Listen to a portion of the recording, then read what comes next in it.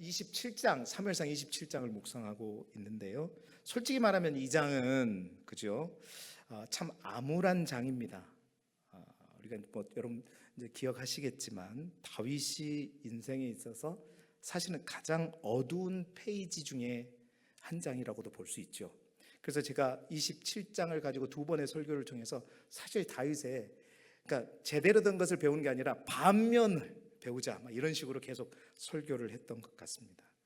은혜로 가장 빛났던 다윗이 그 은혜의 자리에서 벗어났을 때 사실 얼마나 무너질 수 있는가를 또 한번 보여주는 장, 바로 27장 아주 적나라하게 보여주는 장입니다. 8년이 넘는 도망자의 삶이에요. 지금 27장이 그 시점입니다. 다윗이 약 8년 정도의 도망자의 삶을 했다고 이제 여러 가지 정황으로 학자들은 이제 계산을 하는 건데요. 그러니까 끝이 보이지 않는 광야의 삶, 도망자의 삶, 그리고 두 번이나 우리가 보았듯이 사울을 살려주었지만 사실은 아무것도 변하지 않는, 그래서 사울은 자기의 처할 곳 궁전으로 가지만 다윗은 어디로 갔어요? 길로 갔습니다. 길이 갈 곳이었어요. 안타까운 인생이죠. 자, 그 긴 시간 속에서 다윗에게 무슨 마음이, 낙심이라고 하는 마음이 스며들었고, 그 낙심은 결국 뭐예요?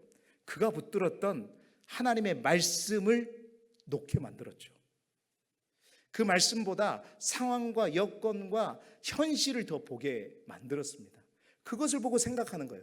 하나님의 말씀을 기억하고 하나님의 말씀을 생각해야 되는데 현실을 보고 상황을 보고 더 곰곰이 묵상하게 되는 겁니다.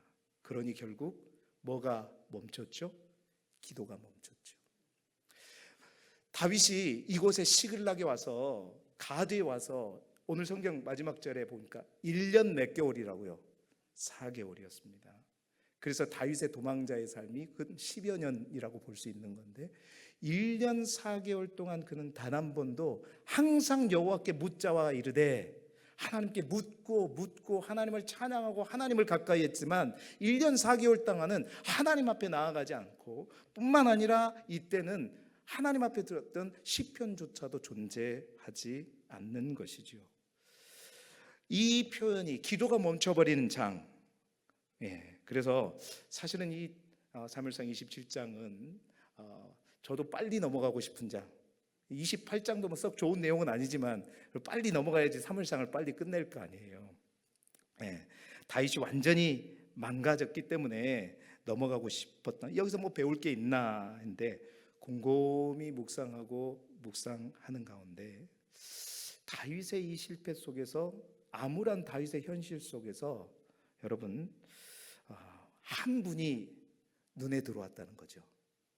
그분이 누군지는 여러분 이미 다 알고 계실 거예요. 다윗의 실패에 가려서 자칫 우리가 놓칠 뻔한 한 분, 다윗이 멈춰선 그 자리에서도 그분만은 혼자서 멈추지 않고 조용히 뭔가를 열심히 하고 계시는 그분, 여러분 그분이 누구시죠? 제목을 다시 한번 보여주세요. 제목이 뭡니까? 하나님의 열심. 여러분 얼른 넘어가고 싶었지만 얼른 넘어가지 못하도록 붙잡았던 것이 바로 이 암울한 장 27장 속에서도 일하시는, 멈추지 않으시는, 끊임없이 뭔가를 하고 계시는 바로 그 하나님의 모습이 있더라고요. 하나만 있는 줄 알았는데 또 하나가 더 있고, 그것만 있는 줄 알았는데 평행 본문인 역대상에 보니까 또 뭐가 있고 막 이러더라고요. 그래서 오늘은 그 하나님의 열심, 여러분은 우리 인생에 행복하면 얼마나 좋겠어요. 늘 기쁘고 즐거우면 얼마나 좋겠어요. 그런데 우리의 인생도 이 다윗의 인생처럼 롤러코스터처럼 가장 좋을 때가 있을 때도 있지만 또 가장 낮을 때 처박힐 때가 있어요. 우리가 멈추게 될 때 기도도 멈추고 하나님을 향한 찬양도 멈추고 말씀을 붙드는 신앙도 멈추고 계실 때, 그러면 우리가 멈추면 모든 게 다 멈추는가 보다. 아니요, 그때에도 보이지 않지만 열심히 뭔가를 하시는 분이 계신단 말이죠. 그분이 바로 나의 하나님이시다. 그분이 바로 다윗의 하나님이시고 바로 그분이 우리의 하나님이시다. 그 하나님은 우리 길쭉의 모든 교인들의 2026년의 삶이 혹 광야가 될지라도, 어떠한 길이 될지라도, 그것이 오늘 다윗이 있는 시글락이 될지라도, 여러분, 그곳에서 우리의 하나님의 열심을 막을 사람은 아무도 없다. 자, 그렇다면 하나님이 어떤 열심으로 이 속에서 일하고 계시는지 함께 살펴보면서 우리의 삶 가운데도 그 열심의 하나님을 발견하기를 소망하고, 우리 또한 그 하나님을 향해 열심을 낼 수 있기를 그리스도 예수 이름으로 축원합니다. 첫 번째 열심이 뭘까요? 4절의 말씀 은혜가 됩니다. 4절의 말씀 같이 읽어볼까요? 시작. 다윗이 가드에 도망한 것을 어떤 사람이 사울에게 전하매 사울이 다시는 그를 수색하지 아니하니라. 아멘. 자, 이제 사울이 진짜로 뭐예요? 이제 다윗을 쫓지 않는다는 얘기예요. 내가 너를 안 쫓겠다, 살려주니까 나 더 이상 너를 안 쫓겠다 그래도 또 쫓아가고 또 쫓아왔잖아요. 근데 8년이 넘도록 쫓아왔잖아요. 근데 이제 시글락으로 가니까 어떻게 해요? 사울이 다시는 어떻게 해요? 다윗을 수색하지 아니하니라. 8년이 넘는 추적이 그쳤다는 겁니다. 여러분, 그런데 오늘 말씀 왜 은혜롭냐? 자, 사울은 그렇게 집요하게 다윗을 따라다녔고 목적을 가지고 따라다녔던 사람 사울은 다윗을 이제 더 이상 추적하지 않아요. 그런데 오늘 본문을 보니까 또 27장, 28장 다윗이 시글락에서 이 1년 4개월의 모습을 쭉 보니까 앞으로 또 보게 될 테지만, 여러분, 다윗을 끝까지 추적하시는 존재가 있다는 겁니다. 그분이 누구일까요? 자신 있게. 그래요. 그분이 하나님이시다는 겁니다. 죽이려고 8년 동안 막 곳곳 샅샅을 뒤지는 사울이 이제는 난 더 이상 못하겠다. 이제 사람이 모든 걸 다 포기하고 그 수색을 그쳐도, 여러분, 우리 하나님은 쉬지 않으십니다. 우리 하나님은 멈추지 않으십니다. 사울은 수색을 멈춰도 다윗이 어디에 있든지 어디로 가든지 하나님은 끝까지 다윗을 쫓아가신단 말입니다. 사랑하는 성도 여러분, 이게 하나님의 열심이 아니고 뭐겠습니까? 하나님은 당신의 사랑하는 종들을 끝까지 어디를 가든지 여러분 결코 놓치지 않으십니다. 우리가 놓칠지라도 여러분 걱정 마세요. 하나님이 여러분을 놓치지 않으신다는 겁니다. 여러분, 이런 하나님이 성경 곳곳에 드러나 있죠. 여러분, 열왕기상 19장에 보면 이세벨이라고 하는 아합의 아내가 있잖아요. 누구를 겁나게 싫어했어요? 엘리야를 겁나게 싫어했습니다. 내가 진짜 엘리야를 끝까지 찾아갖고 그냥 찾아서 죽이겠다 했잖아요. 그 소식을 들은 엘리야가 겁먹고 도망가잖아요. 그런데 여러분 잘 보세요. 그렇게 끝까지 지구 끝까지 쫓아가겠다 했던 이세벨이 실제로는 엘리야를 끝까지 추적하지 않습니다. 하지만 성경을 보면 누구는, 우리 하나님은 어디 나무까지? 로뎀 나무에서 자살 소동을 외치냐. 차라리 내가 죽고 싶다 하나님 진짜. 여러분, 근데 하나님 내 인생의 로뎀 나무, 가장 암울한, 가장 지저분하고 가장 힘든 바닥, 그게 로뎀 나무잖아요. 로뎀 나무 하니까 뭔가 우리가 이쁘고 아름다운 모습이지만 제가 얘기했잖아요. 시궁창과도 같은, 인생의 시궁창과도 같은 그런 뜻을 담고 있다. 그 로뎀 나무조차도 하나님은 쫓아가셨어요. 이세벨은 죽인다고 작정했지만 멈췄지만 하나님은 끝까지 멈추지 않고 바로 그 엘리야를 찾아가고 또 찾아가서 그 엘리야를 향해 뭐예요? 일어나라 엘리야야, 이거를 먹어라. 그리고 일으켜 세워주셨고 그 엘리야를 하나님의 산으로 갈 수 있도록 보내시잖아요. 그럼 요나 하면 또 우리가 또 기억할 만하잖아요. 그렇게 그래놓고 니네어를 가라 그러는데 그렇게 그렇게 반대로 막 그렇게 그렇게 하나님이 원하시지 않는 쪽으로 막 가고 가다가 어디까지 갔어요? 물고기 뱃속까지 갔잖아요. 여러분, 물고기 뱃속까지 어느 사람이 쫓아갈 수 있겠습니까? 쫓아갈 수 있는 사람 손 들어보세요. 오늘 두 분을 위해서 점심시간에 잠깐 기도하는데 오늘 이 말씀이 생각나더라고요. 하나님, 저는 이 두 분이 수술 받는 그 자리에 쫓아갈 수 없습니다. 함께 갈 수 없습니다. 그러나 우리 하나님은 가실 수 있잖아요. 우리 하나님은 함께 하시잖아요. 이분들을 끝까지 쫓아가 달라고 그런 마음으로 기도했어요. 사랑하는 여러분, 하나님은 요나가 있는 그 물고기 뱃속까지 쫓아가셔서 택한 나의 종을 그 사명을 감당하도록 뽑아내시고 보내시는 분이 우리 하나님이십니다. 이게 우리를 향한 하나님의 열심이 아니면 뭐겠습니까? 이 정도로 열심이신 분이 누구입니까? 세상에. 그래서 여러분, 다윗도요, 언제인지는 모르지만 자신을 그렇게 쫓아오시는 하나님을 이렇게 찬양했더라고요.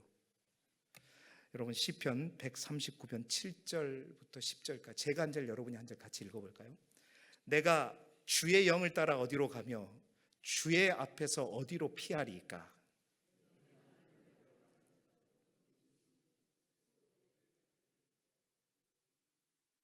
내가 새벽 날개를 치며 바다 끝에 가서 거주할지라도 거기서도 주의 손이 나를 인도하시며 주의 오른손이 나를 붙드시리이다. 아멘. 불안해하지 마세요. 너무 염려하지 마세요. 나는 방향을 잃고 헤매고 있어도, 그래서 그곳이 어느 장소 어느 곳이 됐을지라도 우리 하나님은 거기 계신답니다. 거기 계신답니다. 거기서도 나를 인도하신답니다. 주의 오른손이 나를 거기서도 붙드신답니다. 그래서 시편 23편 6절에도 다윗은 뭐라고 고백하죠? 같이 읽어볼까요? 시작. 내 평생에 선하심과 인자하심이 반드시 나를 따르리니 내가 여호와의 집에 영원히 살리로라. 하나님의 은혜와 하나님의 사랑이 반드시 나를 따른단 말은, 이 따른다는 말의 히브리어 원어를 보면 이 누군가를 죽이기 위해서 집요하게 쫓아간다는 그런 의미예요. 그러니까 하나님의 선하심과 하나님의 인자하심이 그냥 우리를 벌주기 위해서 쫓아다니는 게 아니라 우리를 향한 하나님의 선하심과 하나님의 인자하심이 그냥 죽기 살기로 누구를 죽이기 위해서 막 절대 아니면 안 되는 것처럼 쫓아가지고 어떻게든 하나님의 선하심과 하나님의 인자하심이 그 인생 가운데 임할 수 있도록 끝까지 쫓아가시는 분이 우리 하나님이시다. 사랑하는 성도 여러분, 올 한 해도 우리 하나님은 모든 준비가 되신 줄 믿습니다. 여러분을 쫓아갈 준비가 다 되셨어요. 여러분이 어디에 있든지 간에 어디를 가든지 간에 하나님이 쫓아가실 겁니다.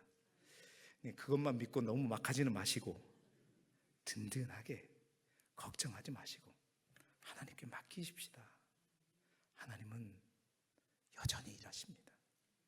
2025년에도 그 열심을 가지고 쫓아오셨지만 2026년에도 하나님은 우리와 함께 그 길을 쫓아가시기 위해서 열심을 내고 있어요. 하나님은 쉬지 않으신다. 다윗은 멈춰도 하나님은 멈추지 않는다. 사울은 포기해도 하나님은 포기하지 않으신다. 사랑하는 성도 여러분, 우리 오늘 또 젊은 친구들이 있어서 목사님이 얘기하자면 내가 그걸 처음으로 느낄 때가 언제인지 아세요? 제가 처음으로 군대를 갔었을 때, 제가 그걸 보면서 굉장히 이렇게 큰, 아무것도 아닌데 지금 보면 그 경계 근무를 서고 있는데 저 위에 달이 보이는 거예요. 그런데 방금 전에 통화했던 엄마가 본 달하고 내가 본 달하고, 우리 어머니는 여수에 있는데 저는 어디에 있어요? 모르죠. 강원도에 있었어요. 그런데 그 똑같은 달을 이 먼 거리에서도 우리가 보고 있는 거예요. 달리 말하면 이 달은 우리가 어디 가든 똑같은 달입니다. 저 미국에서 본다는 다른 달일까요? 여러분, 태양이라고 하는 게 그겁니다. 별도 그렇죠. 하나님이 안 보여서 모르겠다고요? 여러분, 달도 우리를 쫓아옵니다. 태양도 우리를 쫓아와요. 제가 처음 미국에 저 캐나다에 6개월 동안 있었을 때 이 고향에는 이제 더 이상 어머니가 생각난 게 아니라 다른 한 분이 생각났습니다. 그분이 지금 이 자리에 계세요. 제가 막 그때 당시에는 막 팩스를 통해 가지고 막 사랑의 편지를 막 보냈는데, 그때 막 뜨거워지고 막 간절해지는 게, 지금 내가 보고 있는 저 태양을, 내가 보고 있는 저 달을 누가 보고 있어요? 이곳에 계신 그분도 지금 보고 있다고 생각하니까 엄청 가까이 있는 것 같은 거예요. 여러분, 하나님이 태양과 달을 지으셨습니다. 그것도 그렇게 할 수 있는데 우리 하나님이 어딘들 못 쫓아가시겠어요? 다 갑니다. 올 한 해 어디를 가든지 여러분, 그 하나님이 나를 쫓고 계신다는 사실을 잊지 마시고 강하고 담대한 마음으로 나가시기를 주님의 이름으로 축원합니다. 하나님의 그 열심이 있다는 거예요. 두 번째로는 6절 말씀인데요, 참 이거는 어려운 내용인데요, 6절 말씀 같이 읽어보죠. 시작. 아기스가 그날에 시글락을 그에게 주었으므로 시글락이 오늘까지 유다 왕에게 속하니라. 아멘. 자, 이게 잘 보세요. 이게 뭔 하나님의 열심이냐 그러시겠지만 잘 들어보세요. 이 말씀을 보게 되면, 자, 이 시글락이 오늘까지 누구에게? 유다 왕에게 속하였다는 건, 자, 그렇다면 지금 시글락은 누구에게 있었다는 거예요? 가드 왕 블레셋에게 있었다는 얘기죠. 자, 이게 왜 중요하냐면요, 시글락을 추적해 보았습니다. 놀랍게도 여러분, 시글락을 찾아보니까 여호수아의 시글락이 2번 나오는데, 여호수아에 보니까 원래 시글락이라고 하는 땅은 어떤 땅이냐면, 유다 지파가 여호수아가 땅을 분배할 때 유다 지파에게 주기로 한 땅 중에 하나가 바로 어디였다? 시글락이었단 말이에요. 자, 보세요. 여호수아 15장 20절에 보면 어떻게 시작하냐면, 유다 자손의 지파가 그들의 가족대로 받은 기업은 이러하니라 그러면서 쭉 도시가 나열됩니다. 끝까지. 그런데 31절에 뭐라고 돼요? 시글락과 이름도 어려워요. 산산나와 이렇게 돼 있어요. 그러니까 유다 자손에게 하나님께서 주라고 명령하신 땅이 어디예요? 시글락이었단 말이에요. 자, 그런데 가만히 또 검색을 해보니까 여호수아에 또 시글락 한 번 더 나오더라고요. 가만히 봤더니 이제 이 유다 지파의 땅이 너무 넓은 거예요. 그래서 그 이스라엘 자손한테 시몬에게 그 유다 지파의 땅 가운데 있는 부분을 시몬 지파에게 줍니다. 그래서 그 시몬 지파의 땅에 이제 뭐라고 되어 있냐면, 이제 여호수아 19장 1절에 보니까 한번 읽어볼까요? 시작. 둘째로 시몬 곧 시몬 자손의 지파를 위하여 그들의 가족대로 제비를 뽑았으니 그들의 기업은 유다 자손의 기업 중에서라. 원래 유다 자손에게 줬는데 그 유다 자손의 기업 중에 딱 뽑아가지고 누구에게 줘요? 시몬에게 주는데 쭉 나와요. 근데 5절에 뭐라고 그랬어요? 시글락과. 자, 중요한 것은 어찌됐든 이 시글락이라고 하는 땅은 하나님께서 여호수아를 통해서 누구에게 준 땅입니까? 유다에게, 그리고 더 자세히 말하면 시몬에게 준 땅, 이스라엘에게 준 땅이에요. 이스라엘이 가져야 할 땅이라고 주신 땅이란 말이에요. 그런데 여러분, 지금 다윗이 와 있는 이 시글락은 지금 누가 차지하고 있어요? 누가 차지하고 있어요? 어려워요? 가드, 블레셋이 차지하고 있단 말입니다. 블레셋이 차지하고 있다는 거예요. 정말 여기서 중요한 사실이 있어요. 아무도 이 시글락 땅이 하나님께서 이스라엘 백성들에게 주신 땅인지를 기억하지 못해요. 근데 누구만 알아요? 하나님은 알고 계셨던 거예요. 오늘 그 하나님은 어떻게 일하시느냐 보세요. 다윗이 분명히 실수한 겁니다. 지금 이 가드 땅으로 피한 거는, 그죠? 실수한 거고요. 다윗의 불신앙으로 이 가드 왕이 온 겁니다. 그래서 1년 4개월 동안 힘겨운 시간을 보내죠. 근데 하나님이 그 다윗의 실수 속에서, 그 다윗의 실패를 이용해서 이 땅을 원래 주기로 한 이스라엘 백성들에게 어떻게 해요? 다시 편입시켜. 이 본문이, 이 6절 말씀이 그 본문이라는 겁니다. 우리 6절 말씀 다시 한번 읽어보죠. 시작. 아기스가 그날에 시글락을 그에게 주었으므로 시글락이 오늘까지 유다 왕에게 속하니라.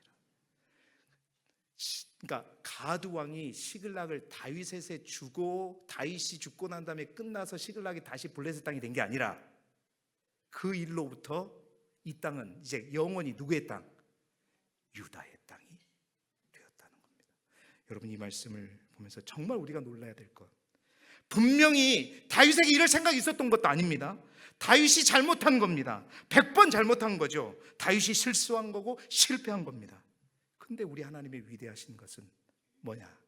바로 실패하고 실수한 그 다윗을 이용해서 그 실패를 통해서도 그 실패를 선으로 바꾸셔서 아무도 기억하지 못한 이 시글락 땅, 하나님께서 이스라엘 백성에게 주시고자 하는 그 시글락 땅을 바로 이 다윗의 실수와 실패를 통해서 다시 누구에게? 이스라엘 백성에게 주셨다.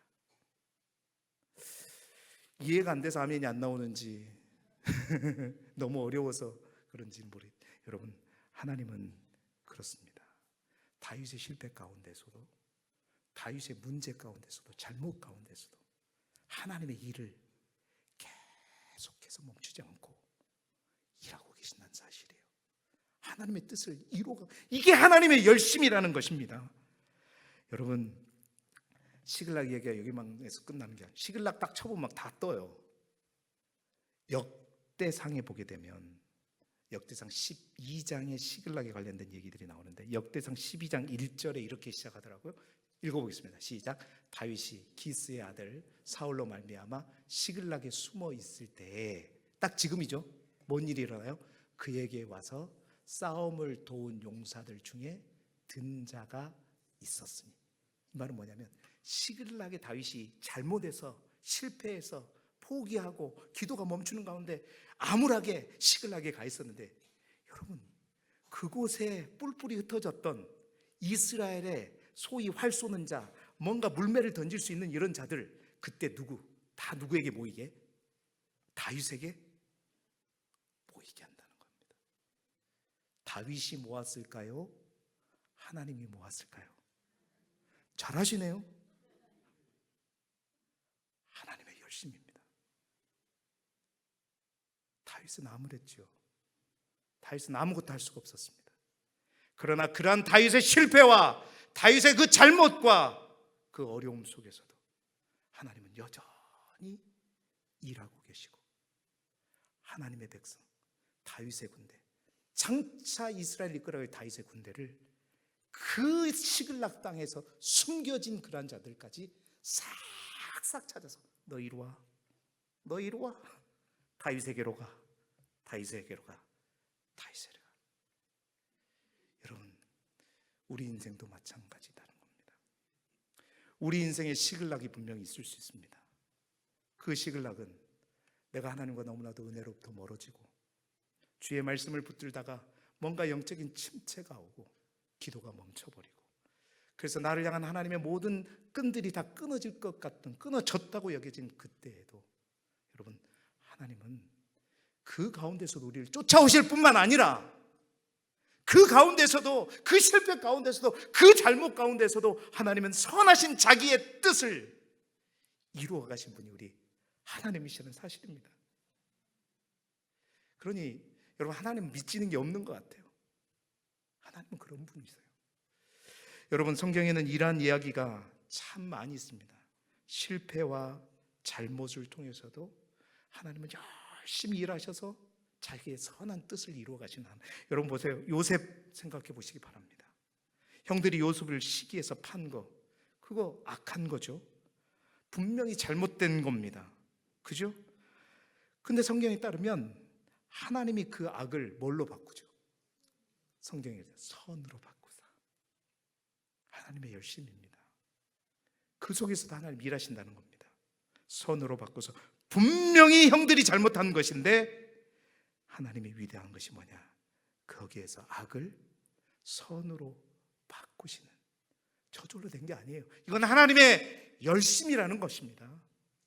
이스라엘 백성이 범죄해서 망해버렸습니다. 그래서 이스라엘이 원치 않는 어디로? 바벨론 땅으로 끌려가게 되죠. 이스라엘의 실수입니다. 이스라엘의 잘못입니다. 실패입니다. 그래서 심판받은 것이죠.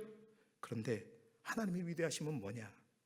그렇게 끌려간 그 땅에서 다니엘과 그 세 친구들을 통해서 사자굴과 풀무불을 통해서 여러분 그 제국의 심장부에 있는 느부갓네살이라고 하는 그 왕의 입술을 통해서 너의 하나님은 온 우주의 하나님이다, 이렇게 바꿔버리시는 분.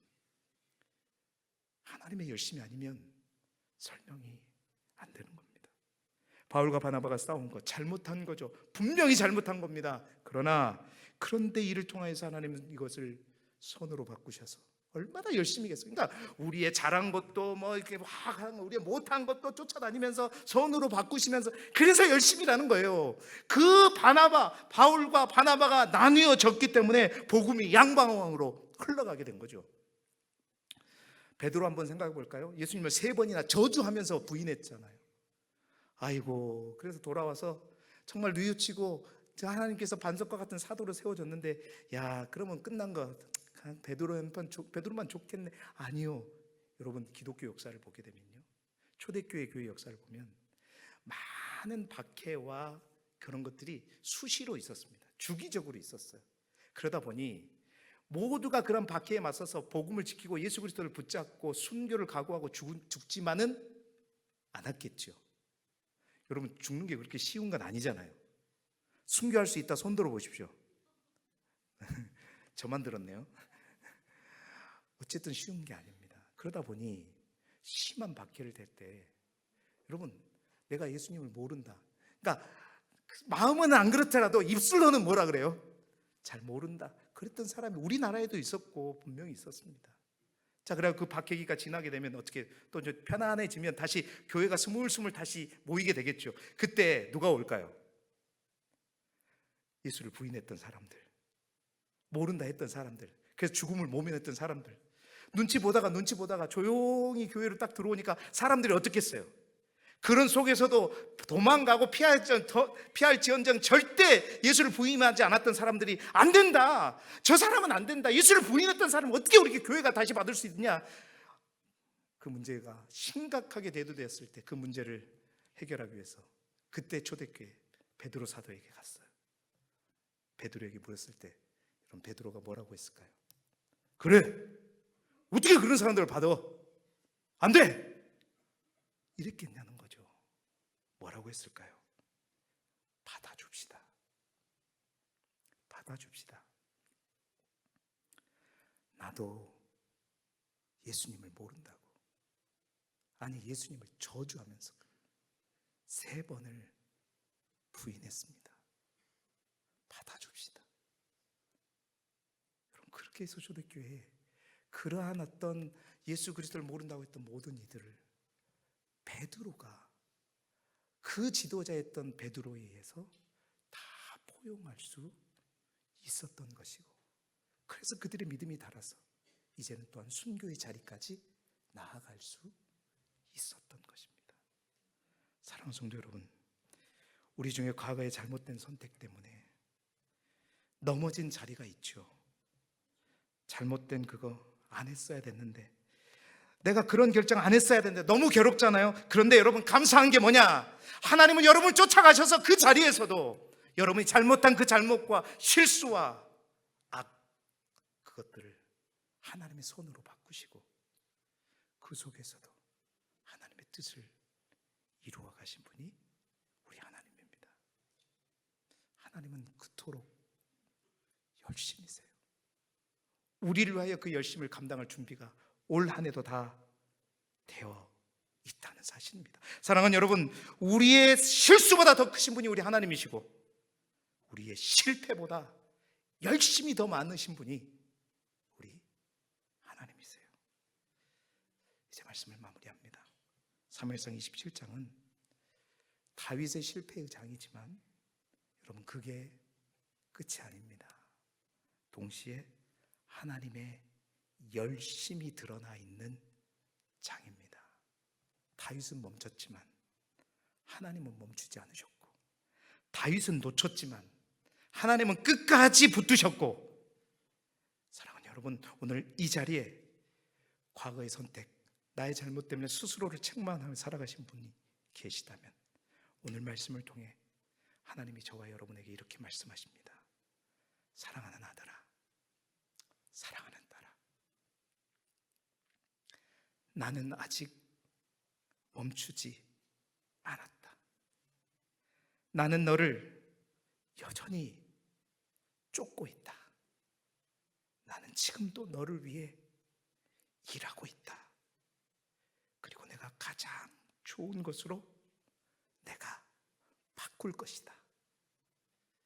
새해 첫 주일, 이제 우리 함께 그 하나님을, 그 하나님의 열심을 신뢰하면서 정말 우리가 찬양으로 하나님 앞에 응답하며 나아갈 수 있기를 바랍니다.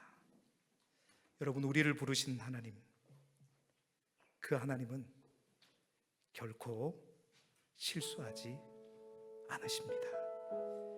우리를 부신 그 하나님은 우리를 끝까지 책임지시고 끝까지 추적하십니다. 그리고 내가 생각지 못한 놀라운 계획을, 악을 선으로까지 바꾸시면서 그 열심을 가지고 쉬지 않고 일하시며 가장 좋은 길로, 가장 완전한 길로 우리를 이끄시는 하나님, 오늘 그 하나님을 향해 우리도 함께 그 믿음을 고백하면서 우리 또한 하나님을 향한 그 열심을 결단하며 나아갔으면 좋겠습니다. 이 찬양도 처음 부를 수 있을 것 같아요. 그래서 처음에는 1절만 제가 함께 불러보고 우리 다 함께 가사를 곰곰이 생각하시면서 찬양하며 나아가겠습니다. 하나님의 부르심에는 후회하심이 없네. 내가 이 자리에 선 것도 주의 부르심이라. 하나님의 부르심에는 결코 실수가 없네. 나를 부르신 하나님의 신실하심을 믿네. 우리 다 함께 찬양하겠습니다. 하나님의 부르심에는, 하나님의 부르심에는 후회하심이 없네. 내가 이 자리에 선 것도 주의 부르심이라. 하나님의 부르심에는 결코 실수가 없네. 나를 부르신 하나님의 진실하심을 믿네. 날 부르신 뜻 내 생각보다 크고, 날 향한 계획 나의 지혜로 측량 못하나. 가장 좋은 길로, 가장 완전한 길로 오늘도 날 이끄십니다. 작은 나를 부르신, 작은 나를 부르신 뜻을 나는 알 수 없지만, 오직 감사와 순종으로 주의 길을 가리. 아멘. 때론 내가 연약해져도 주님 날 도우시니, 주의 놀라운 그 계획을 나는 믿으며 살리. 날 부르신 뜻 내 생각보다 크고, 날 향한 계획 나의 지혜로 측량 못하나. 가장 좋은 길로, 가장 완전한 길로 오늘도 날 이끄십니다. 날 부르신 뜻, 내 생각보다 크고 날 향한 계획 나의 지혜로 측량 못하나 가장 좋은 길로 가장 완전한 길로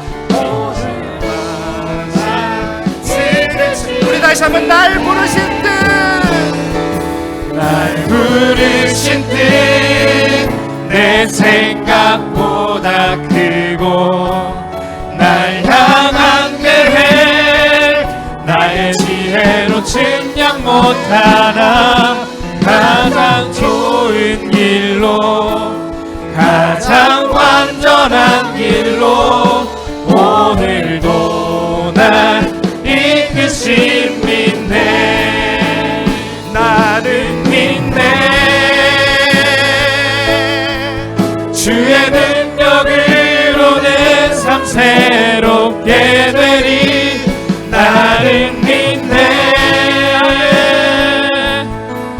주의 능력으로 담대히 나가리라 주와 함께 싸워 승리하리라 믿음의 구성을 높이 들고 날마다 믿음으로 다시 한번 우리의 믿음을 고백합시다. 나는 믿네 나는 믿네 주의 능력으로 내 삶 새롭게 되리 나는 믿네 주의 능력으로 담대히 나가리라 주와 함께 싸워 승리하리라 날마다 믿음으로 나 살아